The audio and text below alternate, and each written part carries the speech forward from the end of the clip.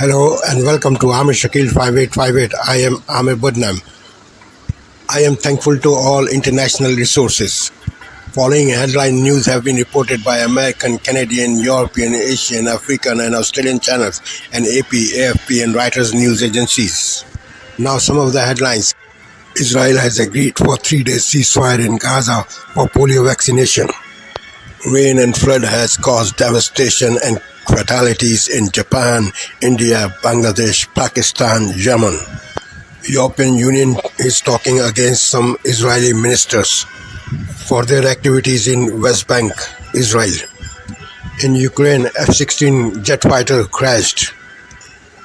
Ukraine and Russia are still hitting each other with missiles and drones. Trump and Kamala Harris in battleground states campaigning. Mosquito virus in United States. Controversy on Trump visit to Arlington Cemetery. Australian and African news. Now please watch the channels.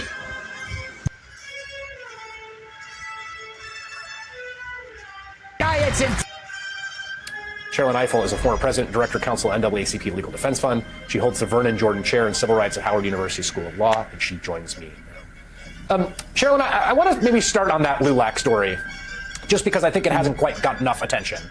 And to me, I do think it's basically right out of the mid-20th century descriptions of authoritarian life, particularly in America as compared to America, land of the free, right? That here your political activities are protected, you can vote for whoever you want, you can speak freely, there's not going to be the knock at the door. It's almost iconic, right? The state comes to do something to you in retribution if you cross them. And that's really what it looks like Paxton's doing in Texas.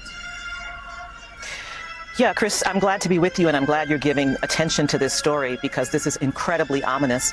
When you hear that woman, 87 years old, describing what happened to her, describing how she was surrounded by police officers, it's unconscionable, and it is anti-democratic. But I have to say this, Chris, this is a play that has happened before.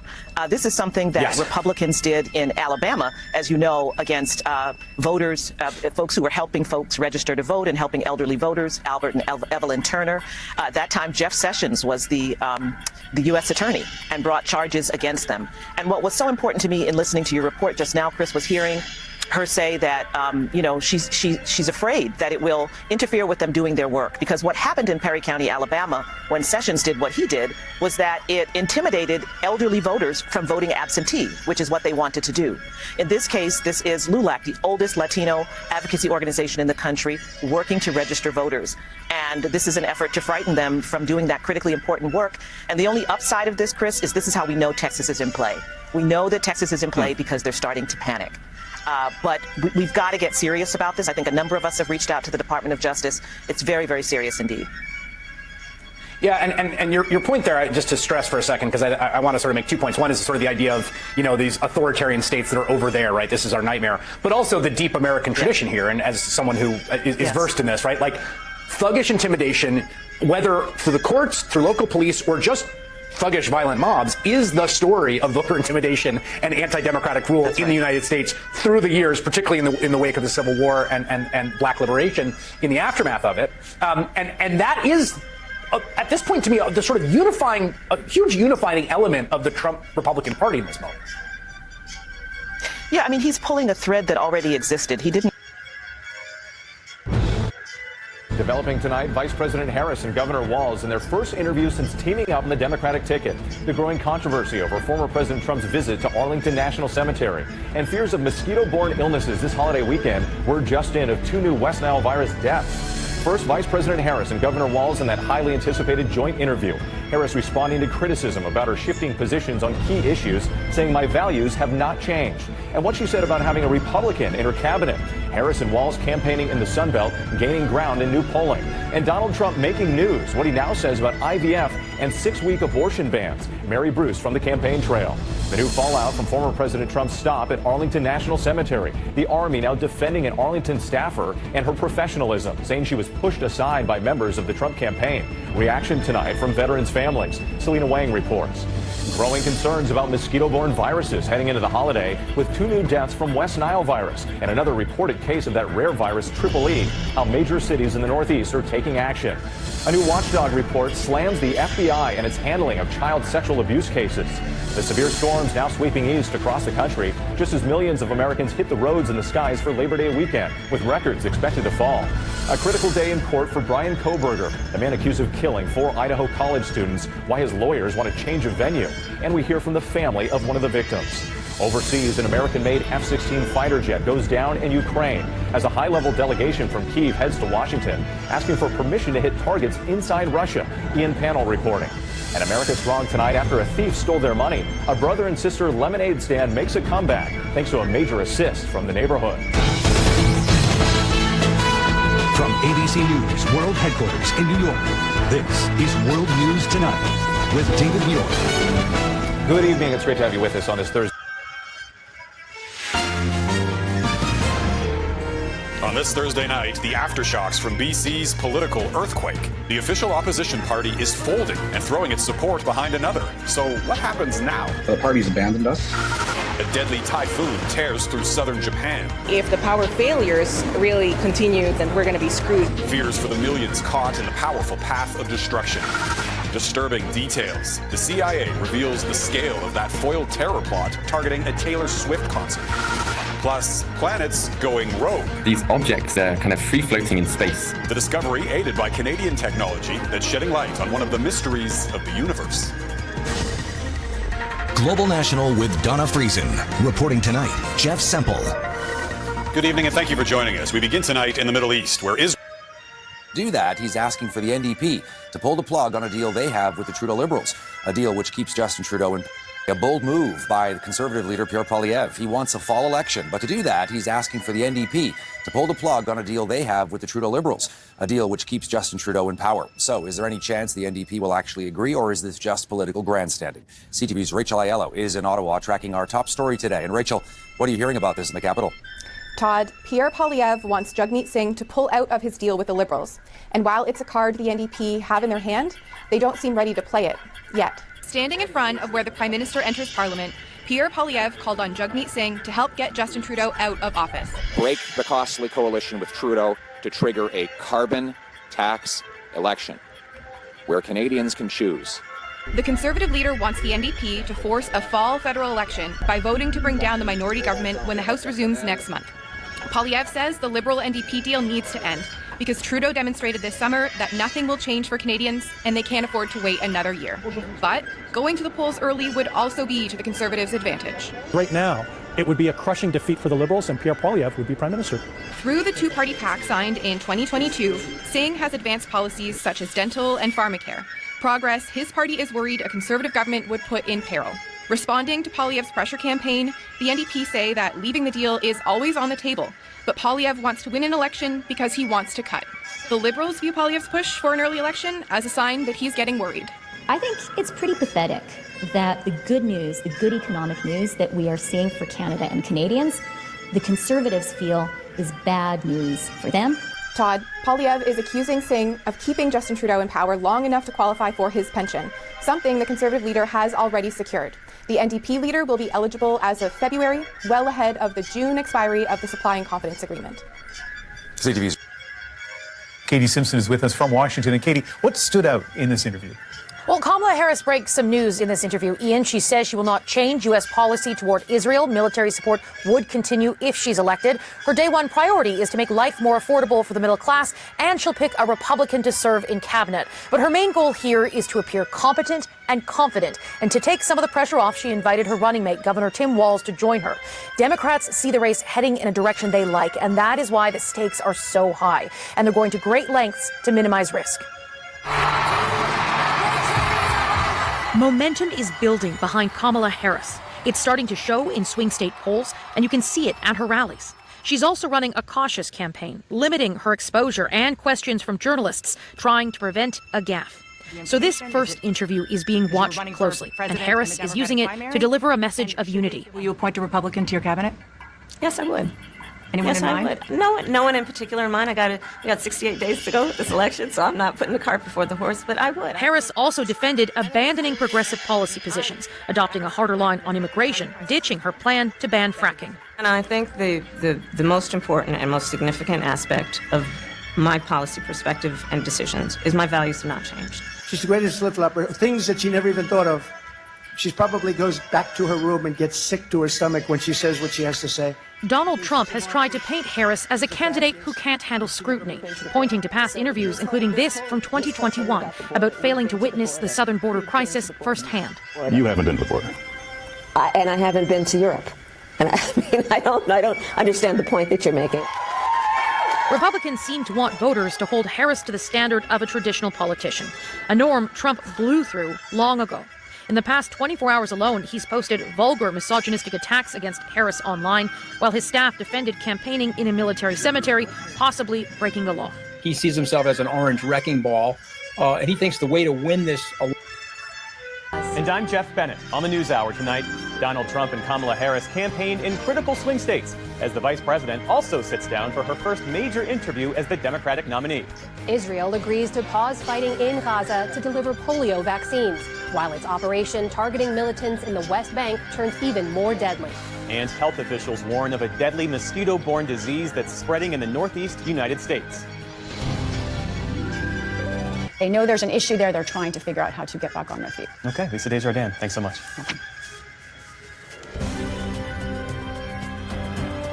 I'm Stephanie Tsai with NR West. Here are the latest headlines. In Ukraine, Russian missiles and drones rained down on the country for a third time this week, causing minor damage to civilian infrastructure in Kyiv. That as Ukraine's top commander described fighting on the Eastern Front as exceptionally tough. Russia has ramped up its assault there since Ukraine's surprise offensive in Kursk earlier this month. Meanwhile, video released yesterday by Ukraine's military showed grenades dropping onto Russian targets. The EU's top diplomat today supported efforts to take the fight to Russia, including the use of Western arms. The weaponry that we are providing to Ukraine has to have full use, and the restrictions has to be lifted in order for the Ukrainians to be able to target the places where Russia is bombing them. Otherwise, the weaponry is useless.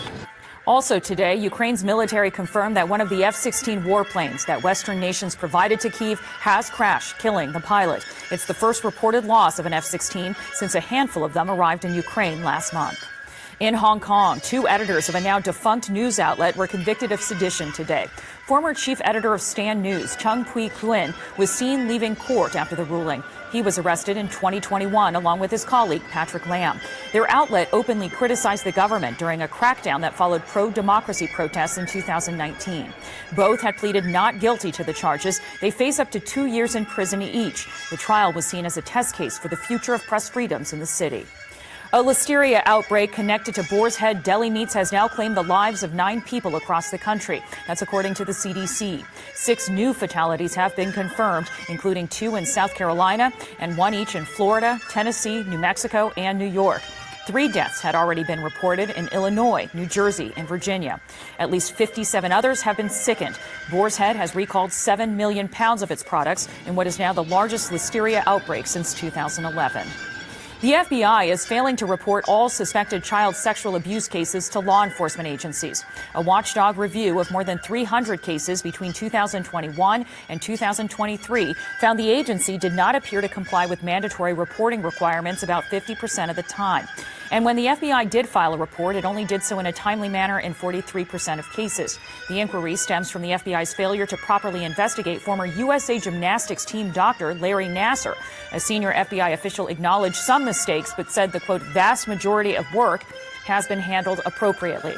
The Pentagon said today that Defense Secretary Lloyd Austin has agreed to provide the Secret Service with military support for presidential and vice presidential candidates. That comes after the assassination attempt last month on former President Donald Trump at a rally in Pennsylvania. At a briefing today, a spokesperson said that U.S. Northern Command would provide support at various locations during the election and until the new president is sworn in. The Department of Defense will provide protective support and that will continue through the election on November 5th, 2024, with anticipated continued support to the president-elect and vice president-elect through the inauguration of January 20, 2025. Fewer Americans filed for unemployment benefits last week. It's the latest sign that the labor market remains strong despite high interest rates. The number of jobless claims slipped by 2,000 from the week before to 231,000. That's a bit below expectations and still low by historical standards. A separate report out today showed the overall economy grew at a solid 3% rate last quarter. That was revised up from an initial reading of 2.8%, thanks to strong consumer spending and investments by businesses. The Biden administration restarted a program today that allows migrants from Cuba, Haiti, Nicaragua, and Venezuela to legally enter the U.S. with a sponsor. The program was temporarily suspended after internal reviews found sponsors profiting from applications and supplying fake addresses. The Department of Homeland Security says it has boosted fraud checks. Up to 30,000 people are accepted into the program each month. And in Paris, dozens of athletes competing in the Paralympics officially became medalists today in the first full day of the Games. The first gold went to Caroline Groot of the Netherlands in her classification of the women's 500-meter track cycling time trial. But China dominated the day, winning multiple golds in track cycling and para-swimming. And a Taekwondo bronze went to Zakia Kudadadi, earning the first ever Paralympics medal for the refugee team, which represents more than 120 million displaced people worldwide. Still to come on the NewsHour, criminal charges against the founder of the messaging app Telegram raise questions about free speech. Nebraska's highest court weighs whether some felons can vote this November. And a guitar virtuoso from the Sahara gets political after a coup in his home country. This is the PBS NewsHour from WETA Studios in Washington and in the West from the Walter Cronkite School of Journalism at Arizona State University. You're walking out, really? Welcome to Q&A. Once you've seen it, you can't unsee it.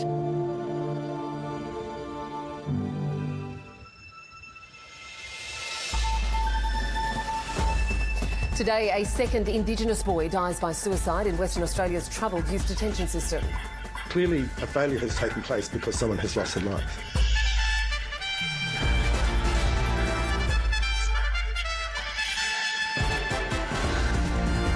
A sitting New South Wales Liberal MP charged with multiple child sex offences. Also ahead, a Labor revolt sees the Prime Minister back down on a decision to exclude sexuality and gender from the next census. And wild weather for parts of Australia's southeast.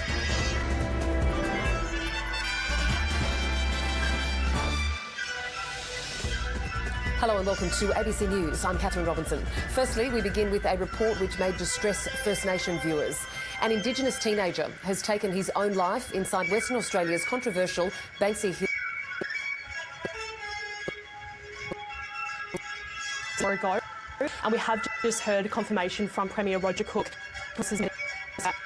Corrective Services Brad Royce. Now I'm going to step through exactly what we just found out in this press conference and summarise what was said. Premier Roger Cook has the initial reports found the person unresponsive in his cell, and they have finished the process of notifying the next of kin. That has just been completed. The investigation will now commence. And I'll go into more detail about what exactly occurred and how this boy came into this facility.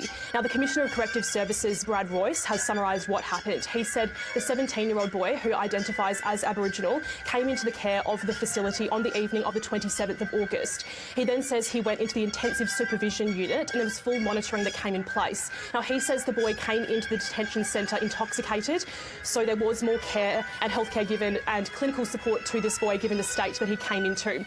Now, they claimed he was relatively low risk at this point. And only natural diamonds, Mason Jewelry.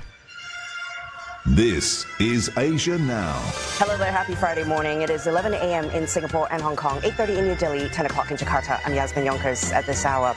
Severe torrential rains wreak havoc in parts of South Asia, unleashing floods and killing scores of people in Bangladesh, Pakistan and India. Millions are displaced, many without food, as governments scramble to provide relief. UN officials say Israel and Hamas have agreed to pause fighting in Gaza to allow for vaccinations against polio. The campaign will be rolled out this weekend in 3 separate stages across the Strip. Health officials hoping to provide shots to some 640,000 children. And U.S. Vice President Kamala Harris defends policy shifts in her first interview to a U.S. outlet together with running mate Tim Walz. He reiterates her promise to support the middle class if she's elected to the White House over Donald Trump.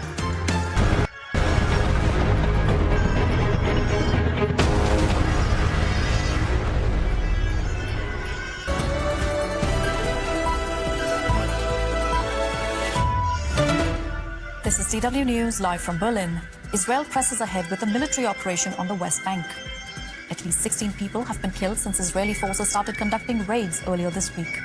Also coming up, a top White House aide holds rare direct talks with China's president in Beijing. With friction rising across East Asia, the US and China try to put relations on a firmer foundation.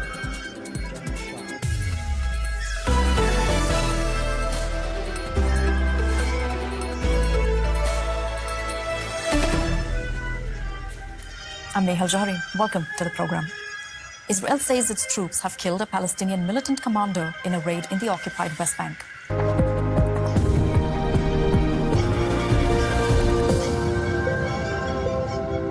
You're watching TRT World. I'm Afnan Han with a summary of our main news. The World Health Organization says Israel has agreed to a 3-day humanitarian pause in parts of Gaza to allow for polio vaccinations. The organization says the agreement is only for 8 hours a day between 6 a.m. and 3 p.m. local time and is limited to a small number of areas.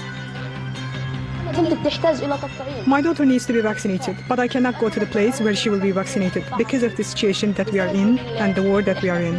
She needs the polio vaccine, but I cannot go to the place where they are being given.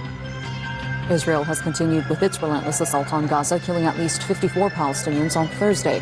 There have been several attacks in the north of the Strip. Israeli tanks have been pressing deeper south into the enclave after thousands of people were ordered to evacuate the central city of Deir el-Balah for Palestinians on Thursday. There have been several attacks in the north of the Strip. Israeli tanks have been pressing deeper south into the enclave after thousands of people were ordered to evacuate the central city of Deir el-Balah. The Israeli army has reportedly withdrawn from some parts of the occupied West Bank after a tense 48-hour operation. Military vehicles were seen rolling out of Turkatam and Nur Shams camps, but other areas continue to see a heavy troop presence. Several areas, including Turkatam city and Jenin, saw fighting and clashes over the past 2 days. The U.S. president's top advisor has met with Chinese President Xi Jinping and said Joe Biden is looking forward to talking with him in the coming weeks. During his 3-day visit, Jake Sullivan expressed Washington's concerns over the disputed South China Sea. He's pledged the U.S. will support its allies and peace and stability in the region.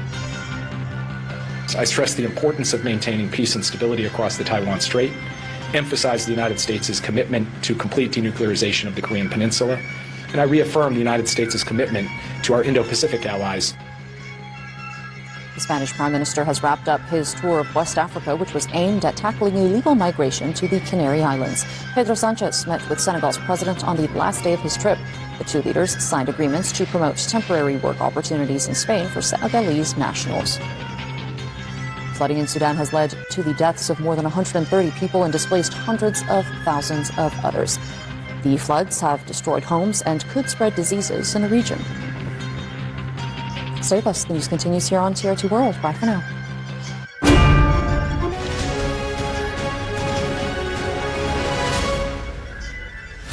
Hello, you're watching Sky News. I'm Nick Qureshi. Here are the headlines. Kamala Harris defends how some of her policy decisions have shifted since entering the race for the White House in her first interview since becoming the Democratic nominee.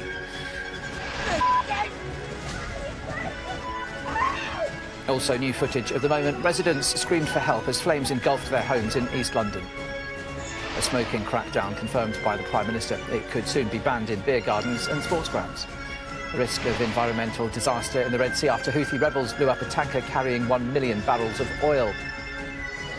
Plus a golden start and a world record in Paris on the first day of the Paralympics. Hello, good morning. Good to see you this Friday. Kamala Harris has defended how her policy positions have shifted since she became the Democratic US presidential nominee. She's given her first interview since formally entering the race for the White House. My values do not change. It is Israel's biggest military operation here in 20 years, a third front alongside those in Gaza and Lebanon. And by the looks of the bulldozers destroying streets and building defensive walls, it may not be over anytime soon. This was one of dozens of homes targeted by Israeli soldiers in the early hours of this morning. Khaled Giab says he and his wife only escaped the flames by breaking through their bathroom window. Hundreds of troops are involved, hunting down Palestinian militants and ignoring calls from the UN Secretary General to stop. checking under tarpaulins, where fighters can evade the cameras of Israeli surveillance drones. By flying through a hole in this damaged mosque, a drone managed to film it. The pictures on the walls are apparently those of dead Palestinian fighters, and the Israelis say these were their explosives. This morning, Palestinians inspected the ruins of the mosque after the Israelis withdrew. They said that commandos had arrived by helicopter and that 4 militants were killed here. Gunmen who are now so radicalised that they don't seem to care being filmed. Those who died will hopefully be among the birds of paradise, says this fighter. What's happening shows this is a religious war. It's not against us as Palestinians, but a war on Islam, our religion. In the town of Jenin, residents are staying indoors. Phone and internet services have been cut, and the Israelis are checking every ambulance in case it's carrying militants. 4 of them were buried today. Hamas has repeatedly called for an uprising in the West Bank. Coming up on SBS World News, the UN warns Israel's counter-terrorism operation in the West Bank risks deepening an already catastrophic situation. Russian authorities restrict entry to the Kursk nuclear plant as fighting with Ukraine in the region continues. And a powerful typhoon slams into Japan's southern island, prompting mass evacuations. Good evening. The UN is urging Israel. News. I report on the stories that matter from across Australia and New Zealand here on France 24. Rochelle Harrison-Pless, one of the 200 France 24 correspondents around the world.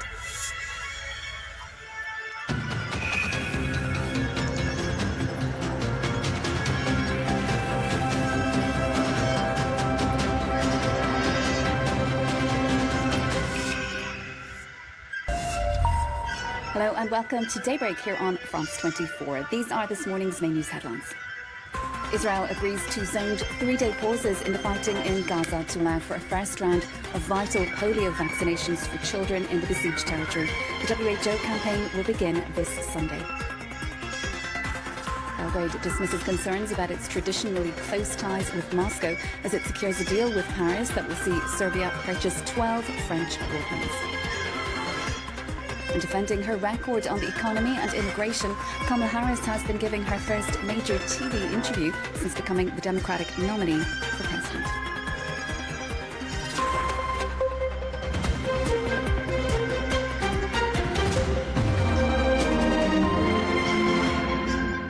Good to have you with us, Frank.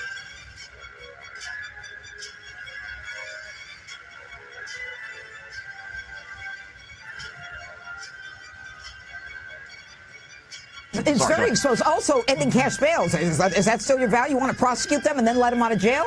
I mean, it's the same as the border. But I want to. We've got some sound here, I think, on Walsh, her emotional support guy. The idea that you said that you were in war. Yeah. Did you misspeak as the campaign has said? Yeah, I said we were talking about, in this case, this was after a school shooting, the ideas of carrying these weapons of war. And my wife, the English teacher, told my grammar's not always correct. But again, if it's not this, it's an attack on my children for showing love for me, or it's an attack on my dog. I'm not going to do that. And the one thing I'll never do is I'll never demean another member's service. This isn't about grammar. This is about a lie. He's playing the victim here, Tim Walz, isn't he? Like, oh, they're attacking me because I misspoke. You didn't misspeak, pal. You left your unit when they were deployed to a war zone because you didn't want to fight anymore. Grammar, please. They're so phony, inauthentic. Also lied about his status, Commander Sergeant Major. Unfortunately, that's all the time that we have left this evening. Be sure to catch me on the 5 tomorrow, 5 p.m. Eastern. Thanks for being with us. Greg Gutfeld is next. Have a great night.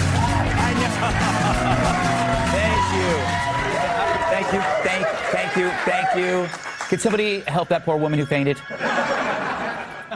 Happy Thursday, everyone. This fall, Chris Christie will teach a class at Yale on how to run a political campaign. Uh-oh.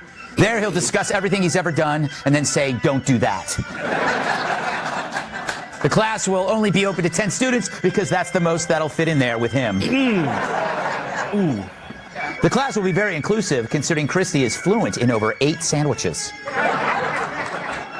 And any student bringing an apple should be aware he won't accept it unless it's dipped in caramel. He's a friend.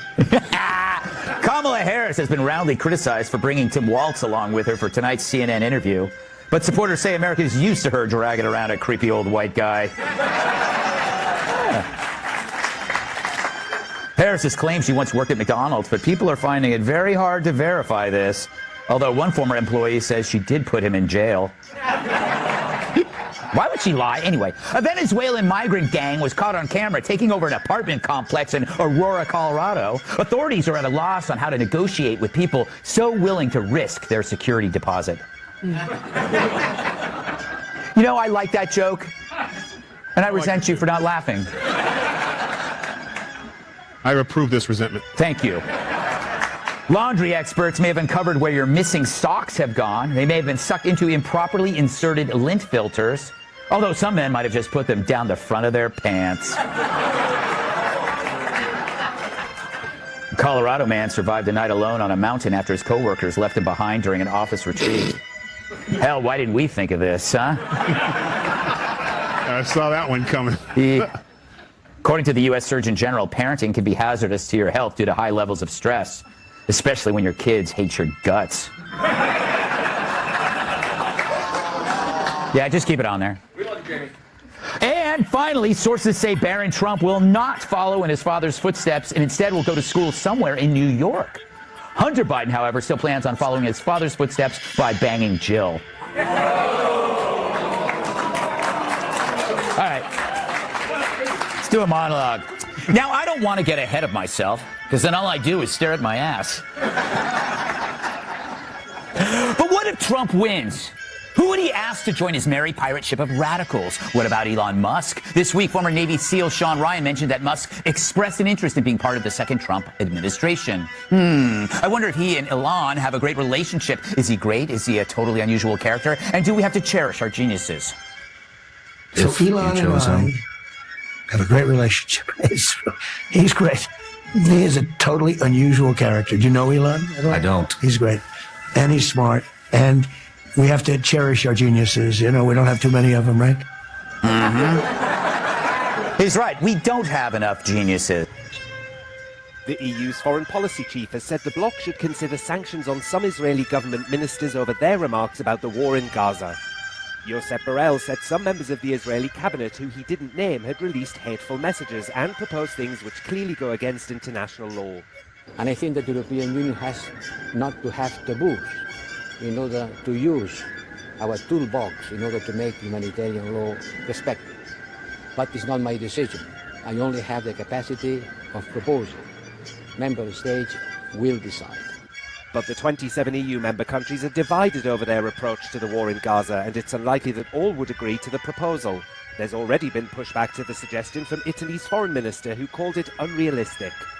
Dobbiamo cercare di risolvere i problemi, convincere Israele a fare delle scelte che portino il cessate il fuoco a Gaza, perché questa è la priorità vera, non è con il riconoscimento della Palestina teorica, con le sanzioni ai ministri israeliani che si risolve il problema. Serve più diplomazia, servono messaggi.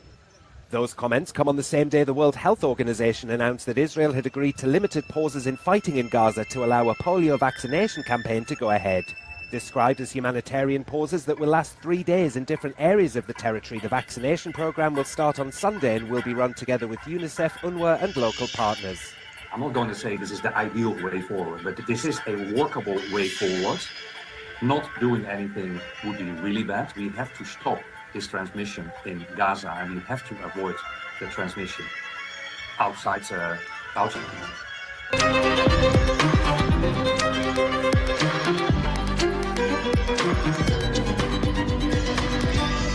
And we're coming on the air tonight with the first look at Kamala Harris's first major interview as the candidate on top of the Democratic ticket, how she's defending her shifting policies, why she's now saying her values haven't changed. She just wrapped up a rally. We'll have the latest. Then the growing number of people in the Midwest killed by the West Nile virus that's also leaving a teenager paralyzed as cities across the country fight against not one but two deadly, dangerous mosquito-borne illnesses. And the weather woes that could spell even more chaos on the roads and in the skies in the middle of the big holiday rush. Storms causing ground stops right now. Then why home sales are hitting a near record low, even as mortgage rates drop, and what it could mean if you're in the market to buy or sell. Plus, in tonight's original, we'll take you to the West Bank, the drastic steps there people are taking just to stay alive. That's later in the show. Hey, I'm Christine in for Hallie, and tonight we begin with Donald Trump and Kamala Harris battling it out, both holding rallies. America decides the battleground blitz as Labor Day weekend approaches. The future is always worth fighting for. The Democratic ticket on a bus tour through Georgia, while Donald Trump takes his campaign to Michigan. We will bring back the American dream, bigger, better, stronger. Tonight, the Army accuses the former president's team of physically pushing an official at Arlington National Cemetery after a warning to the campaign to not film in the restricted area. CBS Evening News starts now.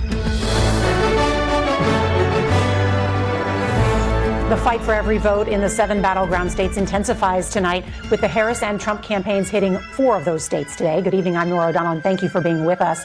Vice President Kamala Harris and running mate Tim Walz are barnstorming Georgia's rural counties after they sat down for their first interview since President Biden stepped aside last month. We've got part of that for you. And after Georgia, Walz heads to North Carolina, while former President Donald Trump is holding events in Michigan and Wisconsin. And in a surprise, Trump is pitching a new IVF policy. But he's also playing defense after reposting a sexist and degrading comment about his Democratic opponent in Hillary Clinton. CBS's Nancy Cordes is with the Harris campaign in Savannah. My values have not changed.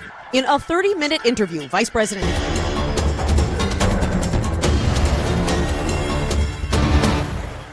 Spanish Prime Minister ended his 3-day tour to West African nations aimed at boosting cooperation in controlling irregular migration from the region of Spain's Canary Islands, with a meeting with Senegal's president in Dakar.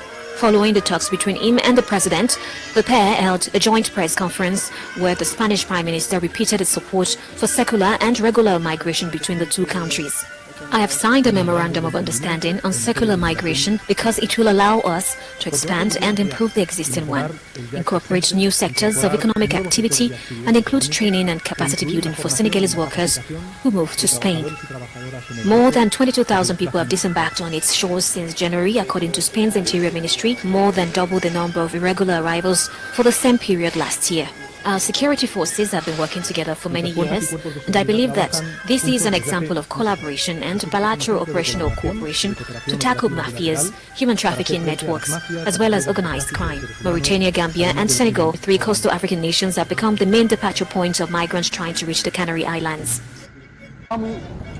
At least 6 people were confirmed dead after heavy flooding swept across northern Nigeria on Monday. The floods has left at least 10,000 homeless across 11 communities. Officials now blame climate change for these floods.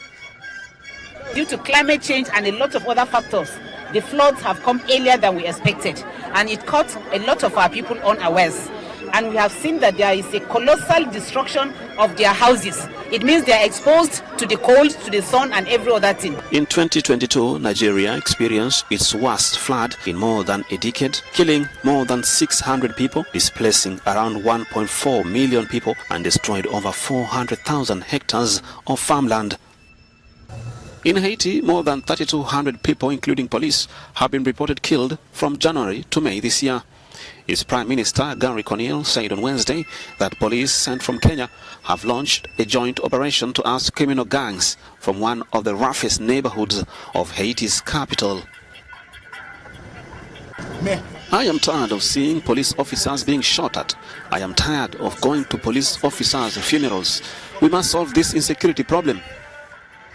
Haiti gangs that control 80% of Port-au-Prince have left more than 500,000 people homeless in recent years as they fight to control more territory within the country. The Kenyan police were given the mandate to be in Haiti by the United Nations. The EU's foreign policy chief, Josep Borrell, has proposed sanctioning Israeli ministers responsible for inciting hatred and war crimes against Palestinians. The proposed sanctions are understood to target National Security Minister Itamar Ben-Gvir and Finance Minister Bezalel Smotrich. Both ministers belong to the far-right, ultra-nationalist wing of Netanyahu's government, and their recent inflammatory actions have sparked international outcry.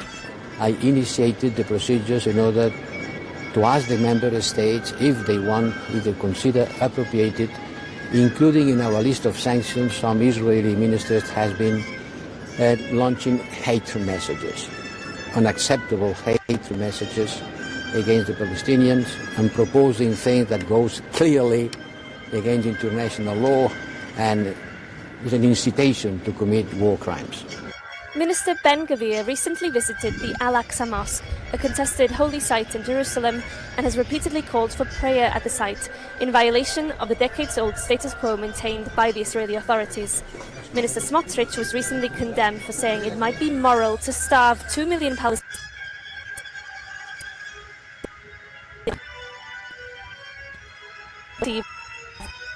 All EU capitals.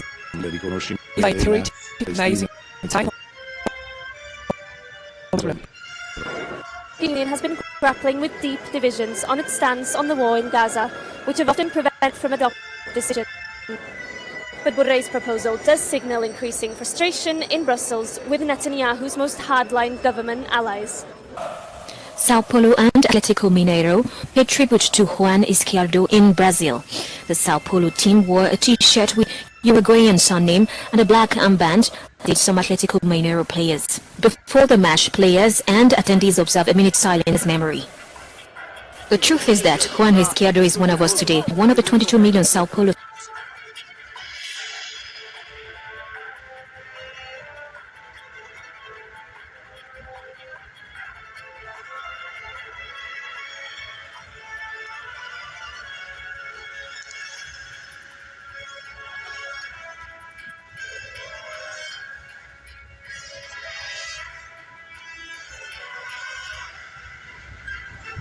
Thank you for watching and privilege of your time.